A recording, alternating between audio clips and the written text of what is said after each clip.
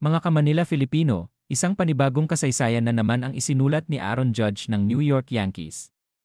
Sa laban kontra Chicago Cubs nitong Sabado, kahit panatalo ang Yankees sa score na 5-2, hindi maikakaila na naging espesyal pa rin ang gabi dahil dito tinamaan ni Judge ang kanyang ika-negatibo 350 na home run, isang milestone na siyang nagpatibok sa puso ng libu-libong fans sa Yankee Stadium at sa buong mundo.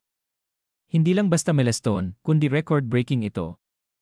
Sa kanyang ika-negatibo 1,088 na laro, si Judge na ngayon ang pinakamabilis sa buong kasaysayan ng MLB na nakakuha ng 350 home runs. Talo ang dating record ni Mark McGwire na umabot pa sa 1,280 games bago makuha ang parehong numero.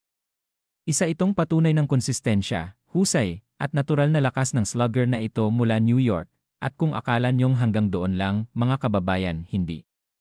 Si Judge ay naging ika-4 na Yankee player sa buong kasaysayan na nakaabot sa ganitong home run count, kasama sina Babe Ruth, Alex Rodriguez, at Giancarlo Stanton.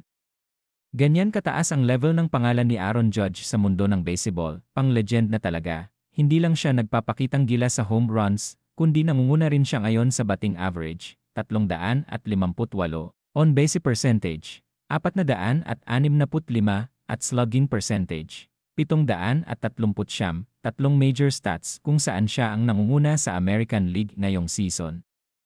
Ika-negatibo 35 na home run na ito ngayong taon, at 3 lamang na lang sa kasalukuyang leader na si Cal Raleigh ng Seattle, kaya naman, hindi na nakapagtataka na siya rin ang napiling captain ng American League team sa nalalapit na All-Star Game 2025 sa Atlanta.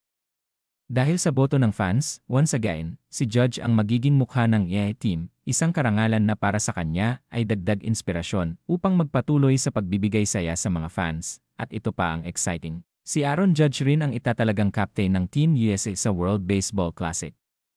Lalo nating abangan ang kanyang performance sa international stage. Kaya sa mga Pinoy fans ng baseball, lalo na sa mga sumusubaybay sa NBA, ito ang panahong dapat tutok na tutok tayo kay Aaron Judge. Hindi lang siya consistent, hindi lang siya malakas, kundi siya ay isa sa mga pinakamaimpluwensyang manlalaro ng kasalukuyang henerasyon. Para sa iba pang updates sa international sports na tumatama sa puso ng bawat Pilipino, huwag kalimutang mag-like, mag-comment, at mag-subscribe dito sa Manila Filipino, ang inyong tahanan ng tunay at inspiradong kwento sa mundo ng showbiz at sports. Ask Chat Tools.